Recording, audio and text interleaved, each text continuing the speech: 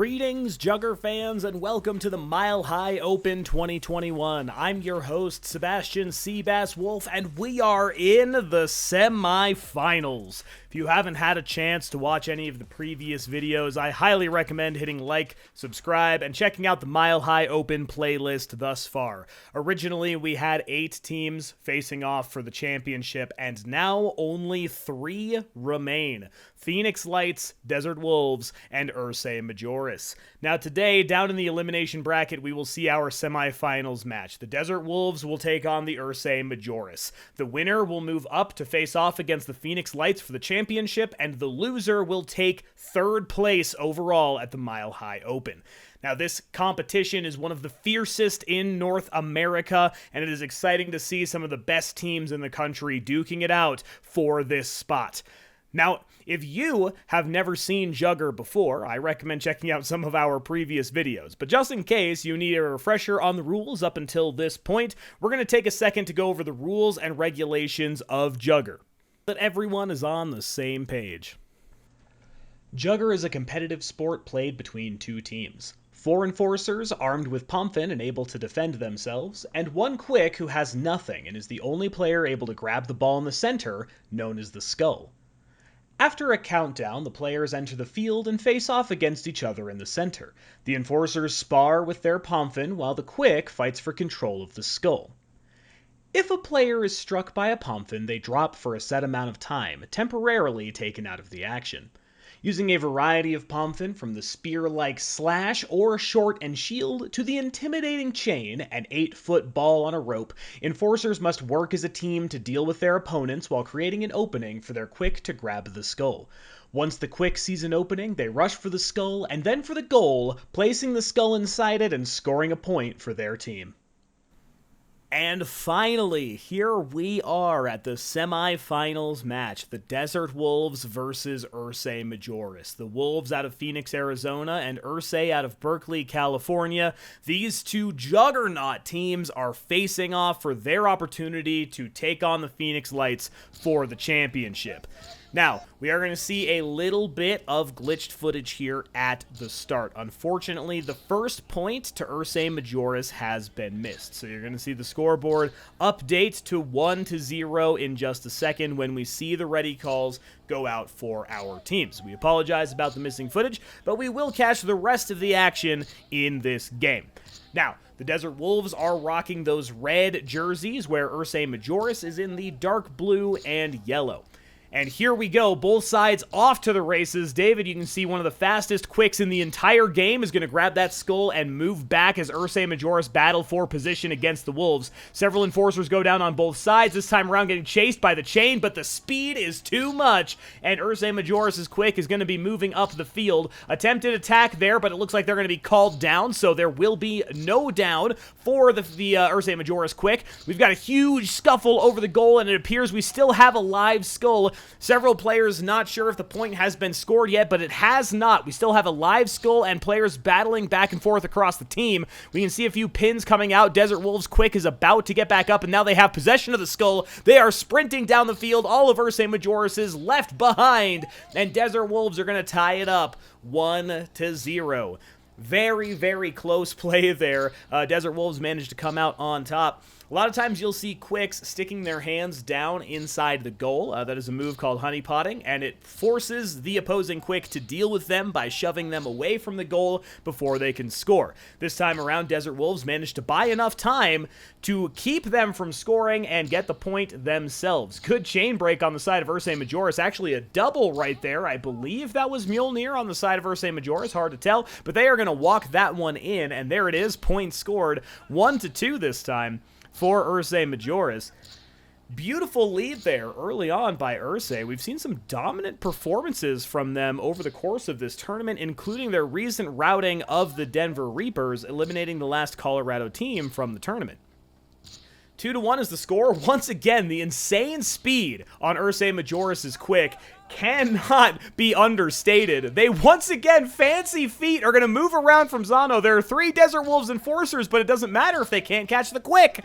Looks like Ursae Majoris' Enforcers are going to get back up. They're going to start escorting, but we see a rocket coming through there on the side of the Desert Wolves. They're going to try and take them down, and they finally do. They're going to get Ursae Majoris' quick and force an Ice of the Skull over to their position. Everyone battling it out, but we can see Ursae Majoris still there. They're going to isolate the quick, take them down, and buy some stones. Attempted chain fight. Looks like it is going to go the way of Ursae Majoris. They're going to get themselves into position, get pins in, and now they have control over both the quick and their chain player.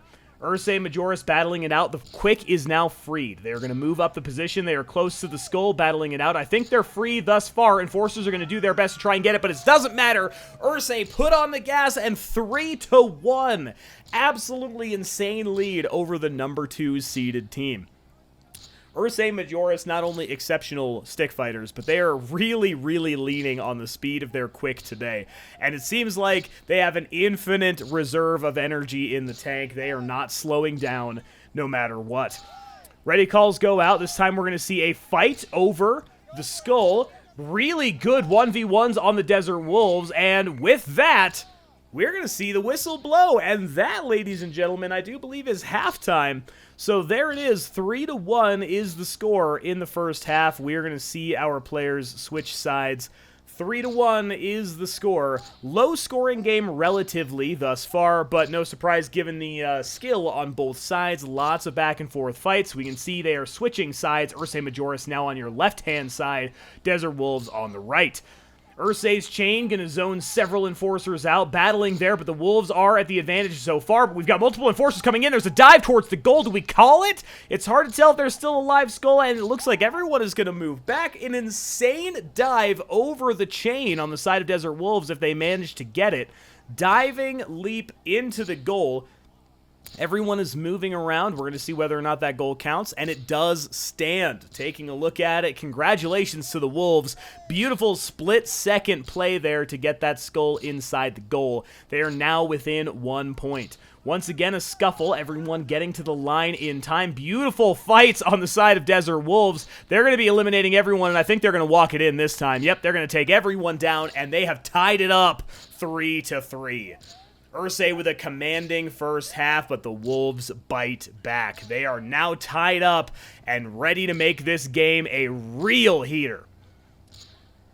Both teams are ready. Both teams are fighting it out. There is the call, and everyone moving in on the field. Once again, a fight over the skull. This time, Ursae have it. They're going to try and run through, but they don't quite have the speed to make it.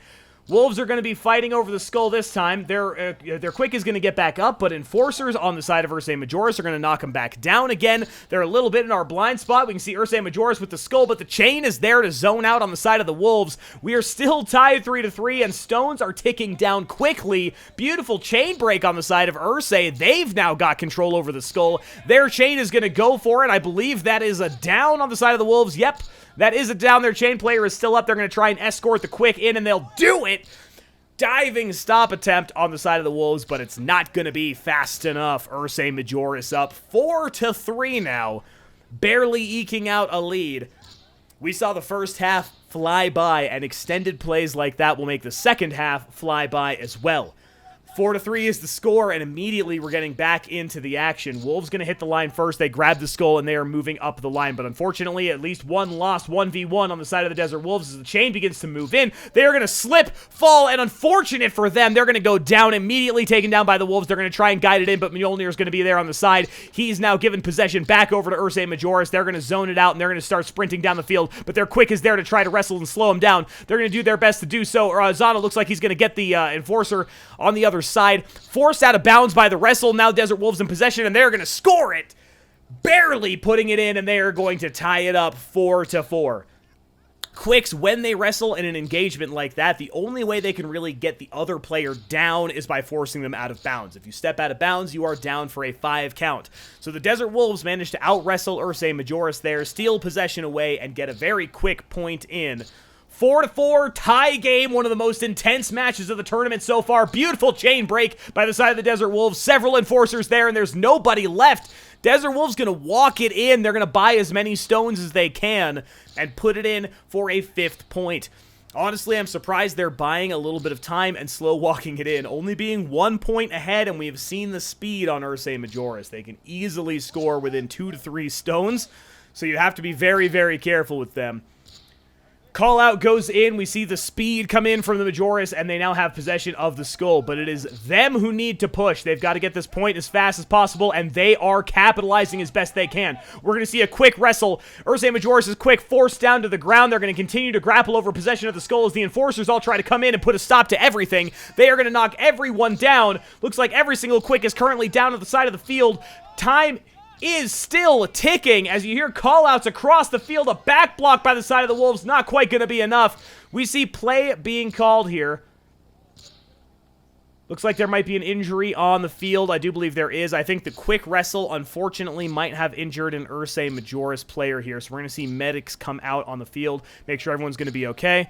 Looks like we are going to take a reset on that point. So score still stands 5-4 against Ursae Majoris. All those stones will be added back onto the clock, and it looks like we can see Ursae's quick is still good, and they get themselves back in possession of the skull. Once again, Shane doing some work on the side of Ursae. They're going to zone out, but they've got to start pushing quick.